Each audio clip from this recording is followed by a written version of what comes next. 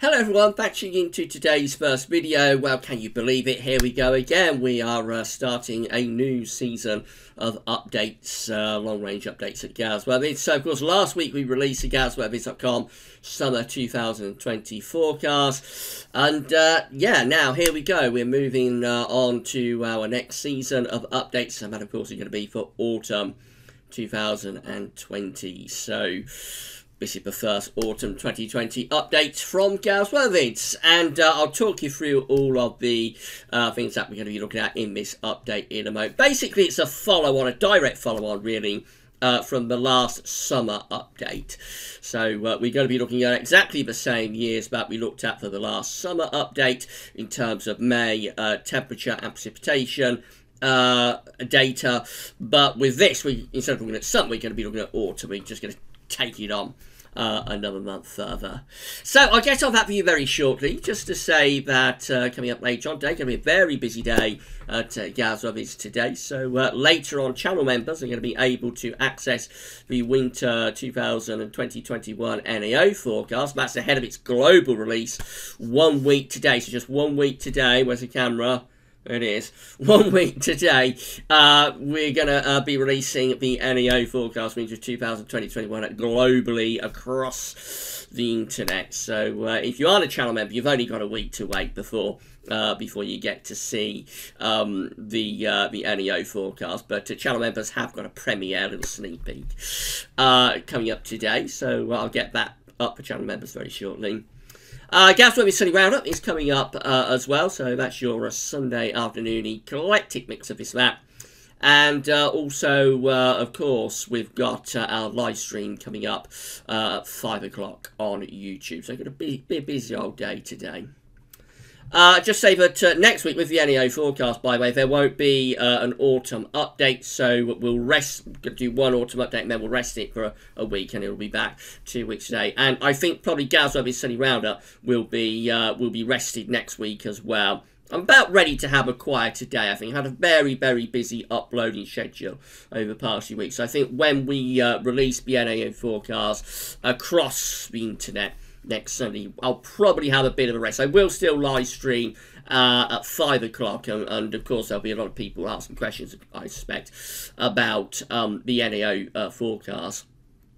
So I will do a live stream next Sunday, but I think the autumn update and probably GazWeatherVids Sunday Roundup will just give it a rest for 1 week, and they'll both be back like 2 weeks today.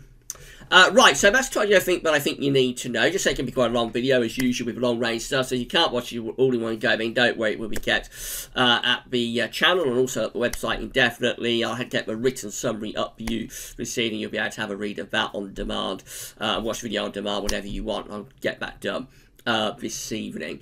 Also, I'm going to say a big thank you to Richard Troy. I'm sure you've noticed the beautiful autumn updates gift that Richard has done for us. Absolutely amazing colours. I love this one, Richard. Thank you so much for these beautiful colours for our autumn updates gift. So big thank you to Richard Troy for sending that through. Big thank you to Terry Scully as well, because a lot of these years were suggested by Terry for the summer update, and it is kind of like just a direct follow-on from that.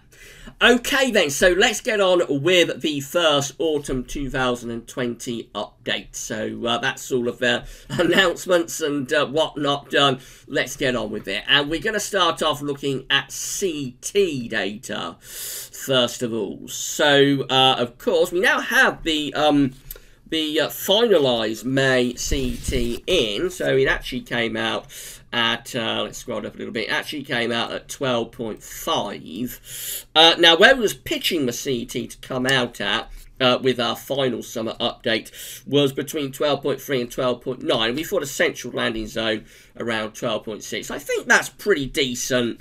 A pretty decent estimate. It was 0.1 of a degree off our central landing zone for the CET. I don't think that's too bad at all. And so we're just going to carry this through the range of analogue years that we're looking at. for the May CET is 12.3 to 12.9. The only difference with this update is that instead of looking at summers following May CETs of 12.3 to 12.9, we're going to be looking at autumns following May CET of 12.3 to 12.9. And here we go with our first one. This is the autumn of 1841. Now, at some point through this, I'm going to say summer, aren't I? I'm going to say this summer. So if I do that, just bear with me. My brain is still sort of in summer mode at the moment. You know that I am sort of getting a little bit older. So I'm 42, and yeah, so it just takes the grey matter just a little bit longer to crank into gear, really. So I suspect for the next couple of updates, I will still be sort of in summer mode in my mind. At some point, I'll probably say summer rather than autumn. So if I do that, then please just bear with me. So we're starting off with the autumn of 1841. Here we go. So this one has quite a normal blocking signal, actually, with higher pressure up within the normal latitudes, lower pressure running through the Atlantic into the UK and Western Europe with jet stream. You're doing something a little bit like that. Then we go through to our next autumn, which is 1846, again following that May CET of 12.3 to 12.9. This one has a stronger anticyclonic signal to our northeast. It has high pressure over Scandinavia, and it has some low pressure to the south. And of course, with this, we're going to be bringing in quite an easterly type flow. That's bringing quite an easterly type flow. So again, quite blocked, and could be rather cold actually. But it could be quite a cold autumn in 1846 with easterly winds. Now you have to go 1 year on to 1847. Next, this one is an anticyclonic autumn with high pressure sitting over the UK and much of northern and Western Europe as well. Our next autumn is 1862. This one again with high pressure over Scandinavia. Low pressure is over into the south of the country. Winds are in probably from an easterly type direction. So again, could be rather unsettled for more southern areas. Probably quite a chillyish sort of autumn as well with that one. Next up, we've got the autumn of 1864. This looks like a very, very unsettled autumn. Look at this. Deep low pressure in from the Atlantic across much of northern and western Europe. It does have a bit of northern blocking going on as well, but the main thing with this autumn is that it really is very wet. That's a deluge autumn, I think, in 1846. 1865 shows up next, again with higher pressure sort of to our north, lower pressure to our west-southwest. This one kind of bringing in like an easterly, southeasterly flow. Relatively anticyclonic and probably quite chilly autumn, 1865. Next we have the autumn of 1875. This one with deep low pressure, again over into the south of the country. Higher pressure is blocking up towards Greenland and Iceland, and winds are in from an easterly direction. That could be quite a cold and wintry autumn in 1875. We go on to 1889 next. This one has quite a bit of high pressure up to our north. So lots of warm Mays, interestingly, in the 1800s. That is quite interesting, isn't it? A lot of warm Mays with CTs in the 12s during the 1800s. But anyway, with this one, we've got higher pressure sitting to our north. We've got lower pressure to our south. It's quite an anticyclonic autumn.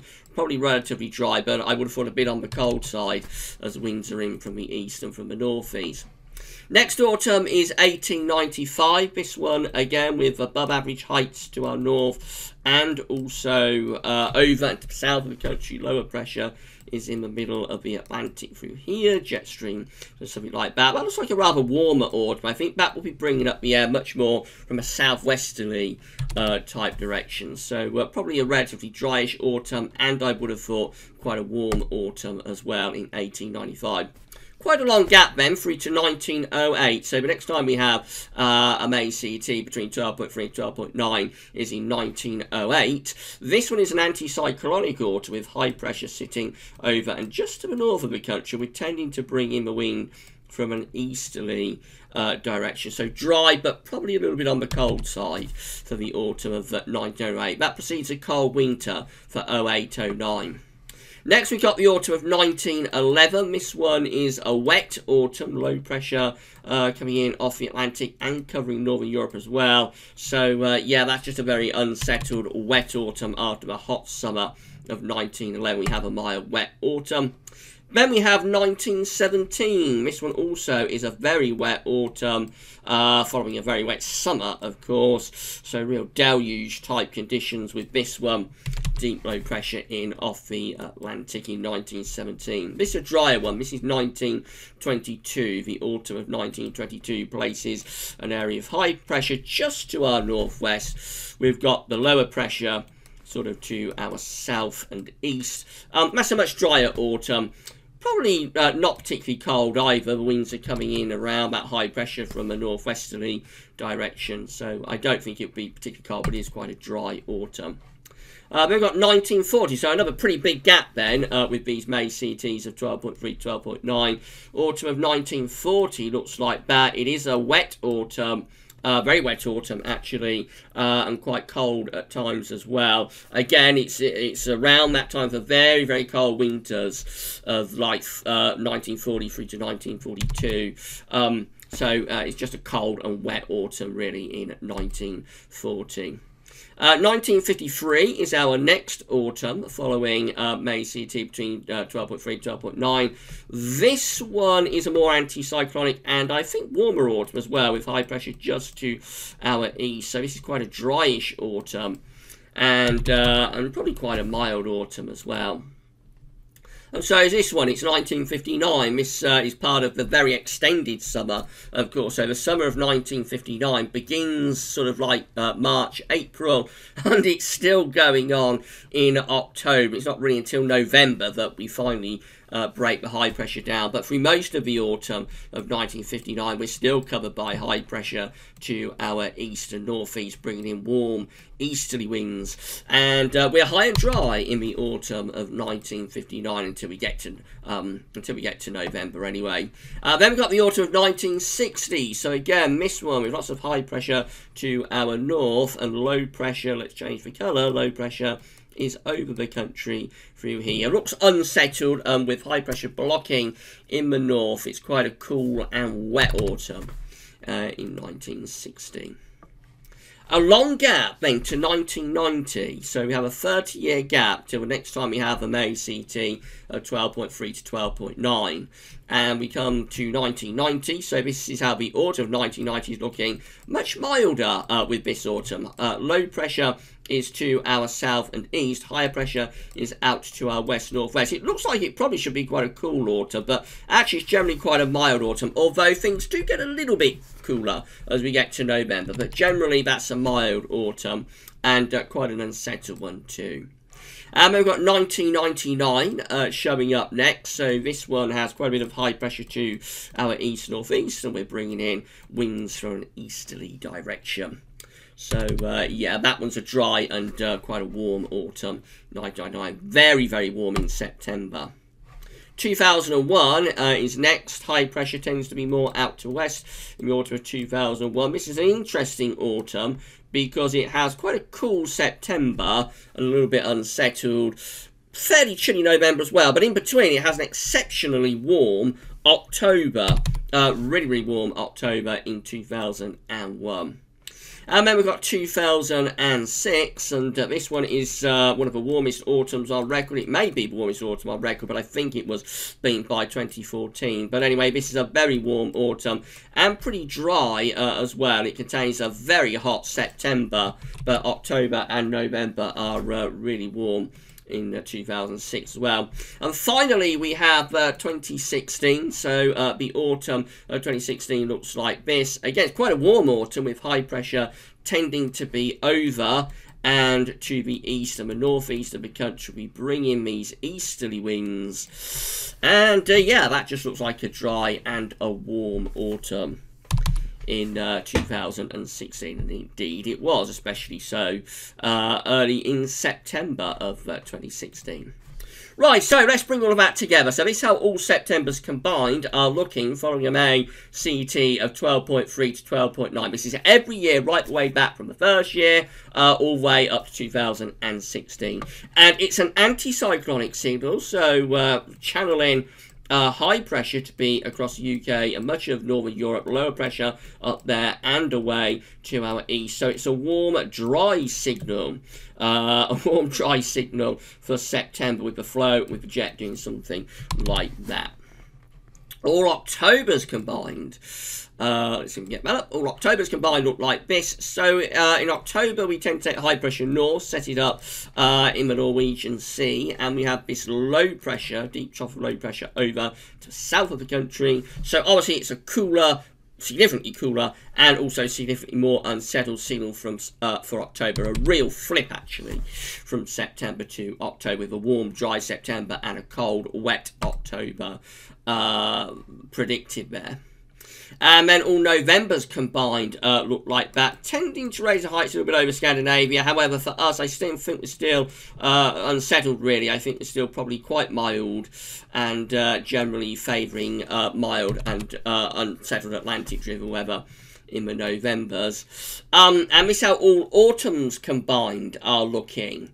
All Autumns combined following a May CET of 12.3 to 12.9. And so overall we do get higher pressure up to the north and lower pressure down to the south, but keep in mind that does mask quite a lot of intra-month variation. We know in September, for example, high pressure is centred pretty much over the top of the country. In October we do get a northern blowing signal that kind of recedes as we go into November, so I wouldn't take the overall chart there for the autumn all that seriously. I think generally it's going for quite these analogs are going for quite a mildish sort of autumn, although October could be a bit colder and wetter.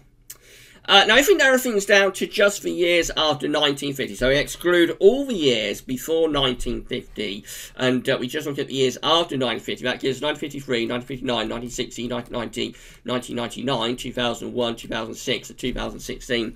We look like this in all Septembers combined post-1950, with low pressure tending to be out to our west and high pressure tending to be to our northeast. And this sort of brings in like an easterly to southeasterly type flow.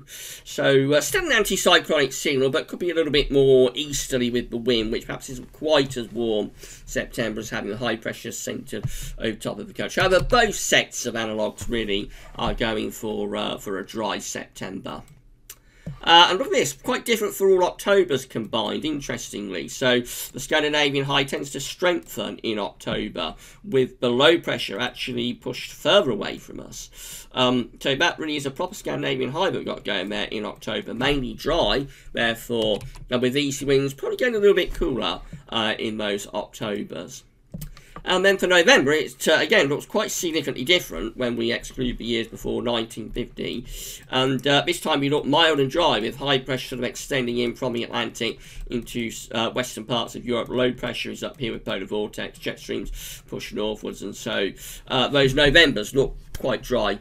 And they also look pretty mild as well. So mild and dry, really, for the CET data following May. CETs of 12.3 to 12.9. This how the all autumns combined analogue is looking following the May CET range of 12.3 to 12.9, with high pressure up to Scandinavia, low pressure tending to be out to our west, bringing in the wind from the east. And yeah, a lot of dry weather, but also quite a mild signal for those autumns. So rather benign sort of signal when we have autumns following a May CET of 12.3 to 12.9. Okay, so that's the first batch of analogues done. I'll pause the video there, and I'll see you back very shortly, and then we'll go through the precipitation data. And again, we're going to be looking at the same years that we looked before, basically the driest Mays on record, and we've had the second driest May on record, actually, for May 2020 in the England and Wales precipitation series. But anyway, more about that very shortly. I'm going to pause the video there. You go and get yourself a cup of tea and some beer biscuits or some nibbles. I won't be having that because I'm slimming down. I'm on a diet, so I'm not having biscuits and all of that sort of thing. So I have to make do with a glass of water and maybe a banana or something. But you get yourself some biscuits or whatever you like to nibble when we're doing our updates. And I'll see you back very, very shortly.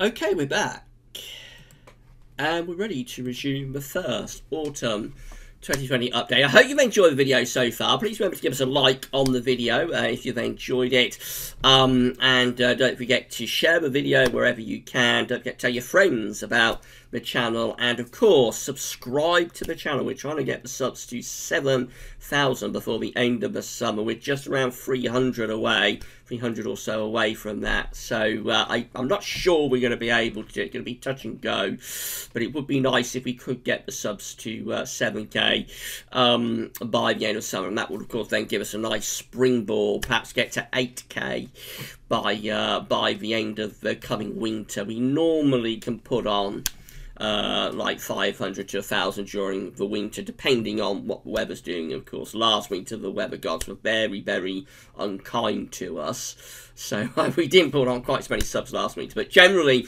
we pick up our most subscribers of that during the winter. So if we can get the subs to 7k by the end of the summer, we may be able to get them to 8k by the end of the winter. That would be really nice if we could do that.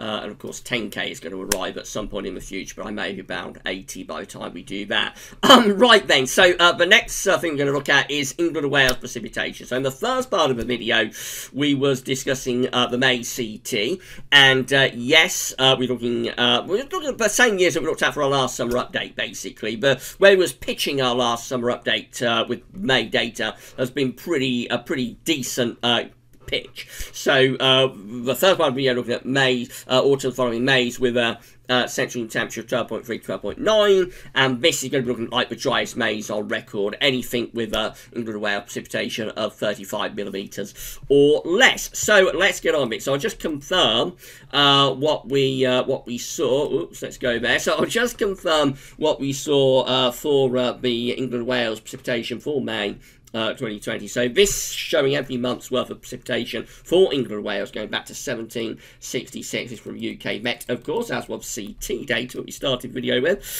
So England and Wales precipitation for May 2020, there's 2020 just there, coming out at 10.2. Came out at 10.2. That is the second driest May on record. Absolutely unbelievable that happened. Now let's go see what the driest May on record was. I have to scroll all the way back to the 1800s. Here we go.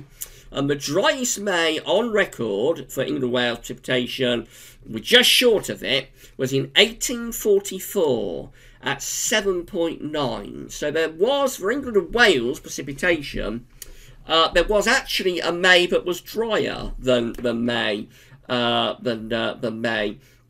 2020, and it was 1844. But of course, what we hear from the Met Office and on the telly and on the news and that was England was the UK data. So for the UK, this has been the driest May on record. It's just for England and Wales precipitation that we have one May that is drier, slightly drier than this May, and that is 1844. So for England and Wales precipitation was the second driest May on record, but for the UK wide, it was the driest May on record. So again, where we was pitching this in the final summer update is just right. So yes, we're going to have a look at autumns following May's with an England and Wales precipitation of 35 millimeters or less, and we begin with autumn 1836, and this one has deep low pressure over top of the country, so it's a cool and a wet autumn that we have going on in 1836. I'm going to get rid of that and that, and then we go on to the autumn of 1839, and this one again, low pressure to our south, high pressure up to our north. This is quite a cool easterly autumn, but the low pressure in the south probably bring quite a bit of rain. Southern areas, of course, that pattern late on in November could yield snow.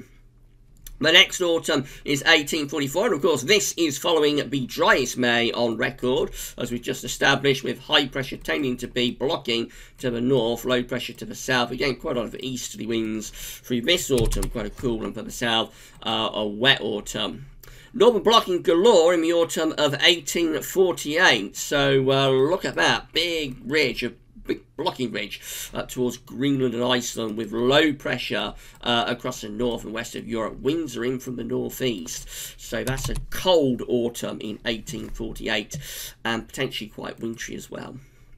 Then we've got the autumn of 1859 with a lot of low pressure coming in off the Atlantic, higher pressure up to the north, jet streams push southwards, so that's a very wet autumn. Probably not overly cold, winds are westerly there, but that will be a very wet autumn.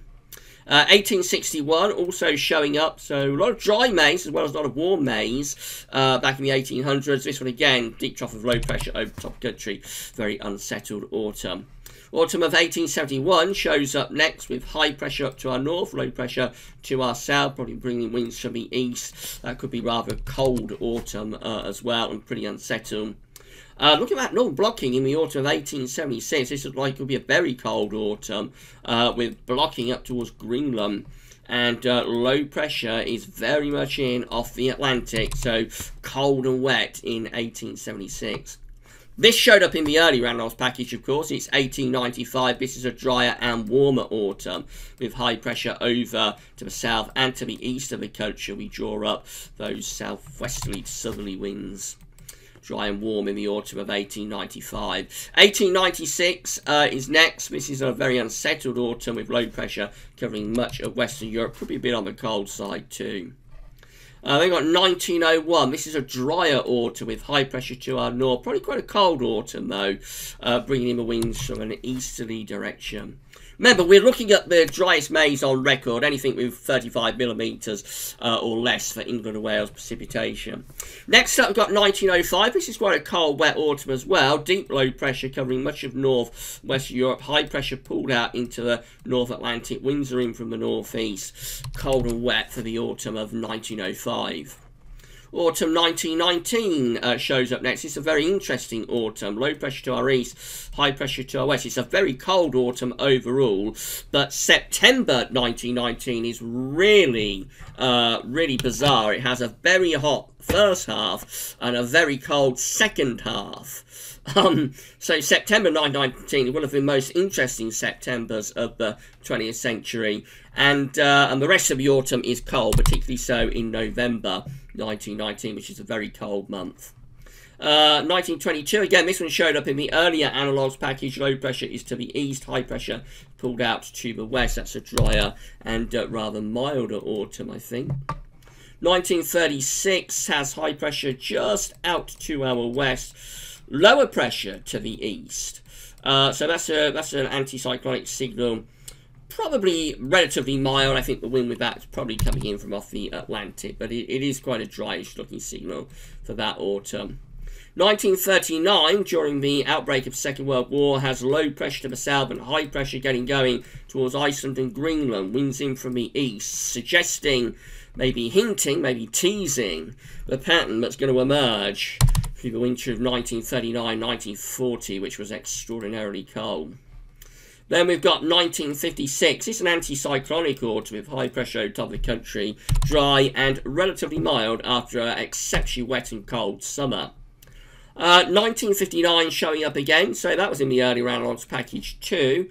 So we know about this one. It's a very extended summer. It starts in the spring, goes on into the middle of the autumn. Not until November that we finally get some unsettled weather. So most of that autumn is dry and warm in 1959.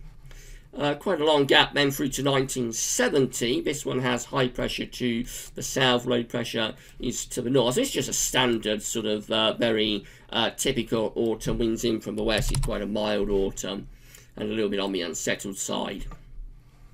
Another fairly long gap through to 1980. This one is a wetter autumn, although it does have a dry and warm September, but then the rest of the autumn is quite cool and wet. So we have a wet October, that's quite cool, I think. And then we have quite a cold start to November 1980 with famously some snow for bonfire night.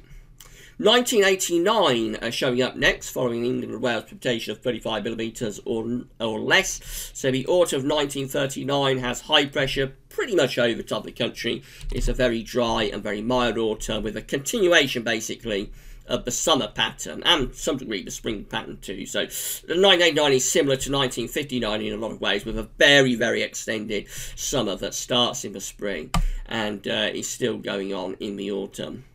1990, again, we know about this one, has low pressure to our south and southeast, high pressure out to the northwest. That's quite an unsettled autumn, relatively mild as well, but it does get a little bit cooler when we get through to November. 1991 looks like that. This is a mild and rather mixed autumn. Has a very dry and warm September though, but after that it does go a little bit on the unsettled side.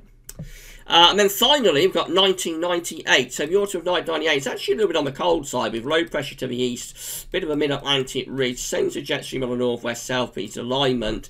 It's a very unsettled autumn, very wet autumn, and certainly November is a little bit cooler in 1998. Okay, let's put all of that together then and see what we get. So this is how all Septembers combined are looking following the driest Mays on record. And it's a more unsettled signal compared to the CET data. Higher pressure tends to be to our north, lower pressure to our south. So we tend to be bringing in easterly winds, but the main thing is that we're more unsettled with those Septembers. We definitely are. All Octobers combined look like that, so we tend to have lower pressure to our south, southeast, higher pressure tends to be out to the northwest. We're bringing in a wind from a northeasterly direction, so rather on the cold side and also rather unsettled as well. All Novembers combined look like this: high pressure out to the northwest, low pressure to our south, winds in from an easterly direction. Could be quite cold and unsettled for the Novembers. And all autumns combined look like that. It's certainly a more unsettled signal, I think, this, compared to the CET data, which is quite interesting because there was a fair amount of overlap between those years. But anyway, you know, go by what the data's showing. And all autumns combined looking both very unsettled, with lots of low pressure in the northwest of Europe, but also quite cold with high pressure out to the northwest. And of course, that leads us to bring in the winds from an easterly, northeasterly direction. Now, if we just narrow things down to the years post-1950, so we exclude everything before 1950, then we get a very different outcome for September. Then we start to see a much more anticyclonic signal for September, with high pressure covering much of Western Europe, low pressure pushed out of the way to the northwest. So obviously, yes, that is a drier and warmer signal for all Septembers combined. All Octobers combined, again, much more anticyclonic signal, high pressure tending to be just out the rest of the country, low pressure much more towards the east and the northeast. It's relatively mild signal as well, that, and pretty dry. All Novembers combined, a little bit more interesting perhaps from a colder perspective. Higher pressure out towards the northwest, lower pressure to our south, southeast. So both a cool and wet month signal for all of those Novembers post 1950. And then finally, this is how all autumns combined are looking following May CET of 35mm or less. So basically, this is how all autumns combined are looking following the driest Mays on record. And overall, we have high pressure over and just over the country, just to our west. Lower pressure is to our east. And yeah, we're bringing in a wind from a westerly direction. This includes 1956, 1959, 1970, 1980, 1989, 1990, 1991, and 1998, of course. Relatively anticyclonic signal, and relatively mild until we get to November anyway. Okay, so that's it. That is the first autumn 2020 update done and in the can. So there we go. We're off and running with the Galsworthy's autumn updates. I hope you've enjoyed it. Please give us a like on the video and let us know in the comments what you thought about this video. Share it as far and wide as you can, and make sure you subscribe to the channel, and then you'll be notified when we release more content like this. The video will be placed on the autumn updates page at galsworthy's.com, and there will be a written summary that goes with it as well. I'll get that up for you this evening, so you'll be able to watch the video on demand at both galsworthy's.com, the website, and also the YouTube channel whenever you want. and read about written posts as well. No autumn update next week, as I said at the start of the video. We're gonna have a rest next week while we release the NAO forecast winter 2020-21 globally across the internet. I am ready for a bit of a rest, so I think I certainly will be by next Sunday. So yes, that's what we're going to do next Sunday. The autumn updates will return in 2 weeks' time. Coming up later on today, we're going to have Gareth's Worthy's Sunday Roundup, and they'll be live streaming from 5 o'clock. So yes, if everybody can keep checking back to all of the updates, that'll be absolutely great, and we'll see you live from 5. And also, I forgot to say, but it is Subscribe Sunday. So if you can give us a sub on Subscribe Sunday, then that would be great. Okay, nearly 35 minutes in, so it's been quite a long one, but I hope you found it interesting and informative. We'll be back very shortly with Gareth's Worthy's Study Roundup, but for now, that is all for now, and thanks for watching.